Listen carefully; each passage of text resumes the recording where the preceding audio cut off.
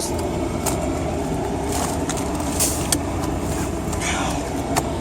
getting ready for tomorrow.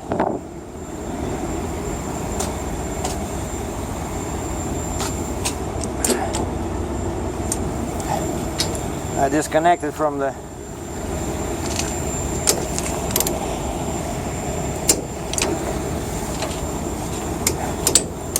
trailer because I did the DOT inspection. It's cheaper to do it in the States. Yeah, it cost me $58 plus tax.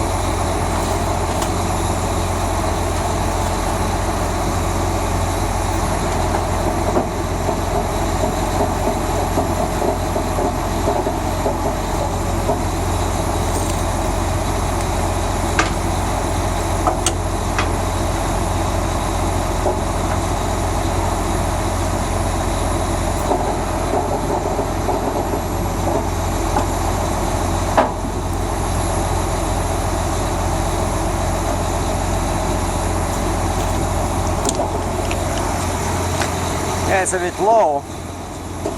This is position 3, but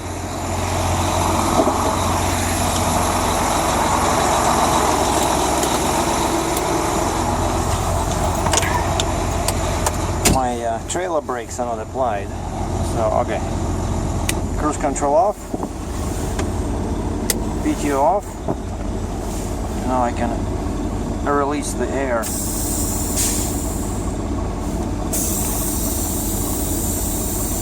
And I do this just for a couple of seconds to release the tension between the truck and trailer. And this is a TA in Seville. There's a cool truck behind me. Did you see that? There was a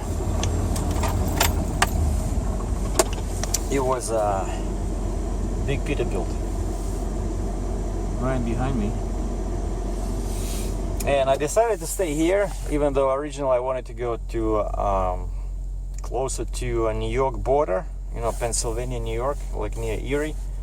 But I've been driving without, like, working without stopping for the past 2 weeks, and you need to show at least 24 hours off for Canada. Like, you don't need this in the States, but for Canada you must have 24 hours off in 14 days, okay? Otherwise it's a violation. And I needed a reset anyway, so I have to reset my hours, so I need to shut down for 34 hours. and that's why I decided to stay here. And it was snowing just a little bit, but as you can see, the clouds are not good, like much, you know. That's why in Russia we have a saying, which I always quote because it's very true, which in Russian sounds like this: "Пришел марток, поддевай порток." Don't ask me what it means, I'm not sure, but and so I did my DOT inspection. They gave me a sticker, so now for another year I'm all good. By the way, I wanted to show you guys, this is my new sticker over here, right? I don't think I mentioned this, because now US Customs, they don't want to take any money at the booth there when you cross the border, so you must have this very expensive, it's like $400 a year. It has a little chip inside, so they read this and they know that you paid. So you need that to cross the border. So it's so many, you know, extra costs. And what's cool about maintenance is that that's my Ontario, Canada sticker, right? And it expired, so you get this one because you buy the truck from Canadian dealer. And so it expired, but it's much cheaper to do a DOT inspection in the States, and there's an agreement between Canada and US. So Canada recognizes DOT inspections and US recognizes Canadian inspection. Check out the sleeper on this baby. This guy must be a very heavy sleeper. I saw another truck like this. There was a new Volvo, you know, just like this white one in front of me. Very, very ugly looking truck. You know how I feel about Volvos. And that thing had the same sleeper like this guy, you know. So a custom sleeper, 110 or whatever inches, with probably a shower, a kitchen, a dining room, you know, and sitting area. So you can throw a party in there. Oh, and so I asked these guys over here, since I'm sitting, as you know, I wanted to do a oil change, but first of all, the oil, I don't want to use regular oil, since I'm running Shell Rotella T6 5W40 fully synthetic, and over here it's like $38 US one jug, you know, where I think last time actually I didn't go with this one, but I used the same full synthetic, just different brand. But I made sure it was the same 5W40. It's better for cold weather and for hot weather, because these engines run very hot. So you need good oil, you know. And plus, you need good oil also because that DPF thing, the filter, it's very expensive to clean, and bad oil will give you too much soot, right? So you want to use quality oil. But from the factory it comes with standard 10W30, and so yeah, I wanted to do oil change here, but I remembered, and this is TA again, if you remember what happened when I asked them to change my shocks, right? Those crooks in New York, but I thought, okay, this is Ohio, maybe over here TA is a bit better, but actually the girl there was pretty nice inside, you know. I saw she gave a deal to the guy before me who had a boost, and they charged him like half an hour labor, but then she gave him a deal. Just wanted to show you guys the same Mac. You see over there? Mac with a, just that it has a taller sleeper, Wiley, but mid-roof sleeper. E.W. Wiley, pulling all aluminum step deck tandem, so which clearly means that it's not a Canadian truck. Like most Canadians pull Tridem trailers. But anyway, so here we have this handy book, and some guys were questioning the intervals, right? And I want to show you something. So operator handbook, right? And over here we have MP7 and MP8 intervals, and if you can see it, I don't know, I'll try to, yeah, okay. So the second, you see at the top it says Okay, let me move my so I can read too. So it says medium, heavy, severe, and very severe. So that's the engine operating condition. And then fuel consumption. So basically over here, at least at the Mac, the oil change intervals are based on fuel consumption. You see, the first column is more than 6, then more than 4.7 miles per gallon, more than 3.7.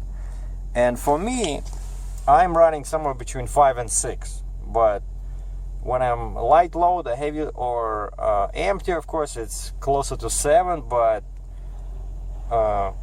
with a heavy load, it's under 6. And that's why I'm using, for reference, the heavy column suggestions. And you see at the bottom, it's underlined 25,000 miles or 40,000 kilometers. And that's what I'm using, you know. Now, if I was running a severe operation with fuel consumption less than 4.7, then I would go to 15,000 mile intervals. But you don't need that, you know, like these trucks are different.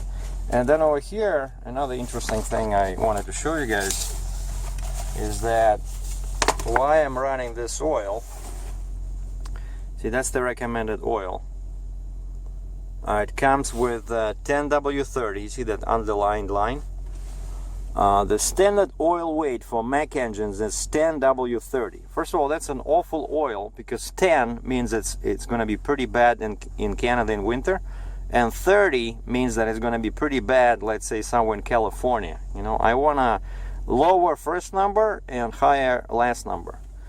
And that's why you see at the bottom here areas, and they show you the temperature. Now, if you see at the second one, SAE 10W30, it's only good for a minus 20 Celsius or minus 5F to plus 30 Celsius or 85F. And that's not, you know, it can be hotter than that. Quite often, I'm traveling in the summer where it's 90 or 95F, you know. So that's why I want 40. And you see, as soon as you go to 40, the right part of any oil with the 40 in the rear, in the end of the name, touches 50 Celsius or 120F. So that's great for the summer. But for winter, I want to have 5W, you know. But since now winter is almost over, I could probably go with a 10W40, but I really want that, or 15W40. But I want that 40 for the summer. And so on the way back, I'm thinking, and I like fully synthetic. Yeah, 5W30. Yeah, I'm using 5W40 fully synthetic Shell Rotella T6. And on the way back, wait a second, I'm not going on 79, I'm going on I-90. But there was a Walmart with, you know, nice, lots of parking there. I wanted to go there and grab some oil, because now it's time for me. I'm just over 230,000 kilometers, and that was a mark for me. See on here, you can see on over here it says next oil change 230,000 kilometers, which is not the interval, that's just my odometer. I made that note at 190,000 kilometers, so 40,000 kilometer interval at 25,000 miles, and I just went over that. And normally what I do, I just go to a Walmart and I look for some good deals on any synthetic heavy-duty diesel oil in this weight, you know, something with a 40, like 5W40 or 15W40, but I want full synthetic, or maybe semi-synthetic is okay too, but not regular oil. But now I'm not sure where Walmart here is, so maybe this time I'll just use, I'm gonna do it at the Mac, because yeah, these guys basically, I think I did not finish saying that, I asked them if they can change my fuel filters, because I said I'm not gonna pay $250 US for oil change if you cannot change my fuel filters. I said, can I ask your mechanic to take a look? And the guy looked at it and he says, oh, it's one of those. So it turns out they have a problem not with the fuel filter per se, but with there's a connector, there's like a sensor that's plugged in there, you know, a sensor, so with a wire, and that's what the they say they can break. Basically, they don't know how to deal with that wire. Like the fuel filter is okay, but that's what I remember. Yeah, Speedco, they were saying that we can change them, but we cannot guarantee that that sensor and that plug-in wire will survive. And I said, well, thank you very much. I think I need that wire since it's there, right? Because it started giving me all kinds of codes. I don't want that. And so yeah, I'm just gonna, once I deliver this north of Toronto, this forestry machine, I'm gonna drive back to Cambridge and ask my mag dealer do an oil change. And we're gonna finish this video. I'm gonna show you another cool truck. This is a Freightliner 122 SD. Well, regular tires, that's not fair. Okay, pusher axle, that's good. Transport National from Wisconsin. And this guy has a 35 ton. Oh, it's just a double drop, which means that the gooseneck is not removable. And why it's 35? Because it only has 2 axles, so it cannot be anything over 35. Just a regular trailer. The guy's looking for parking. Yeah, it's very difficult to find parking here. Well, those are the plans. So oil change and grease. Yeah, I didn't want to do grease here. So I need to grease the truck and trailer and change the oil.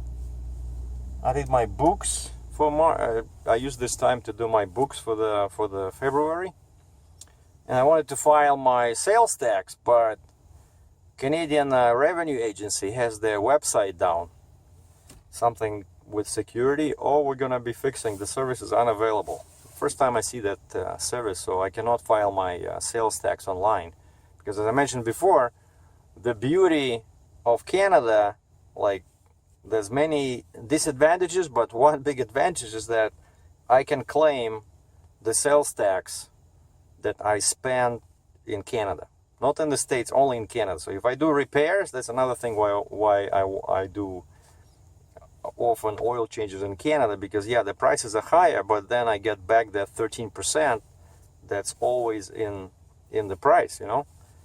So it's like 13 bucks out of each 100 I get back, but I have to do a filing once a month, and so that tax is included in truck repairs, truck fuel when I buy it in Canada, anything I buy for my trucking business, like even that $6.99 can of chain lube, you know, it's all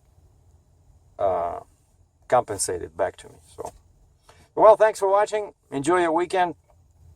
Hopefully you're not in the bad area affected by this recent snowstorm. Stay warm.